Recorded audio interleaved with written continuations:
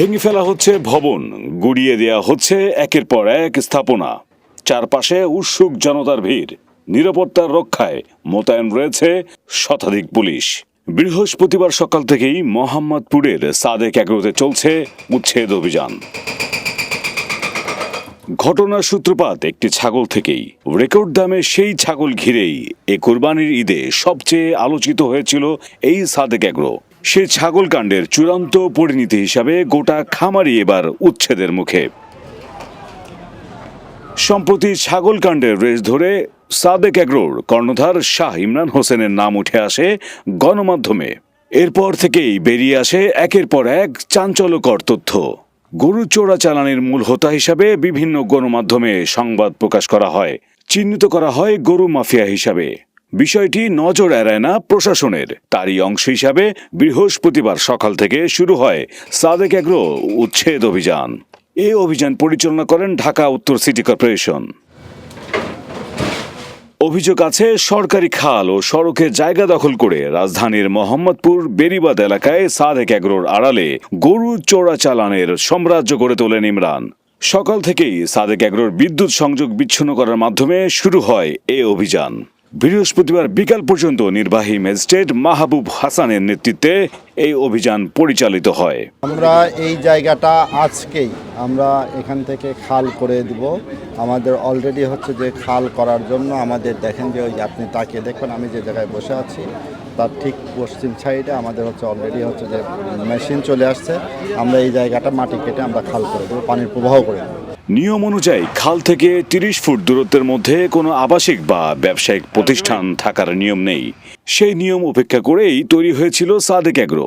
সেজন্যই রাজধানীর মোহাম্মদপুরের রামচন্দ্র খালের উপর গড়ে তোলা গবাদি পশুর খামার সাদেক এগ্রোর অবৈধ অংশ উচ্ছেদ করা হয়।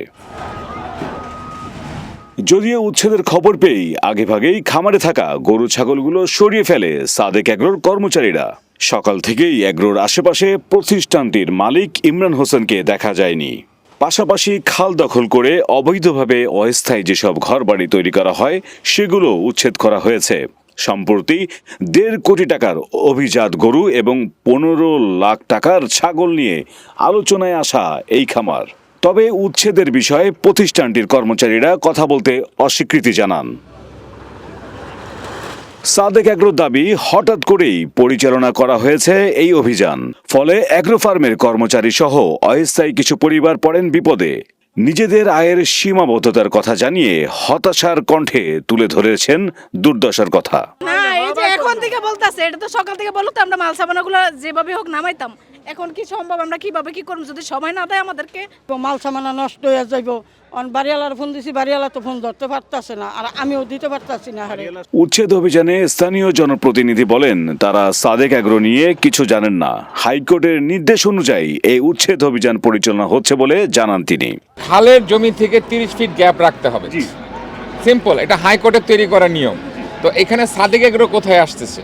একজন একটা প্রশ্ন করলেন ছাগল কাণ্ড নিয়ে। আমরা যখন ট্রাক স্ট্যান্ড উচ্ছেদ করেছি বা অনেক কিছু, তখন ছাগল গোড়া হাতে প্লেন কিছুই কিন্তু ছিল না।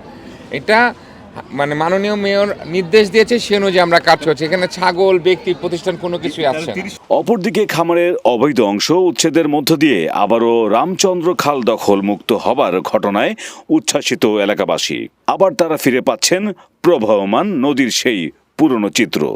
আমি চাই এই জায়গায় যেন আবার লজ্জা আসুক। সরকার এই খালকে যদি আগের মতো করিয়া দেয় তাহলে আমাদের জনগণের জন্য উপকার হবে, এলাকাবাসীর জন্য উপকার হবে। যদিও এই উচ্ছেদ অভিযানের মধ্য দিয়ে সাদেক এগ্রোর এই নির্মম পরিণতির পরও অবৈধভাবে নদী দখল বন্ধ হবে কিনা তা নিয়ে সংশয় রয়েছে এলাকাবাসীর। মিশুক মুস্তফা, প্রবাস খবর।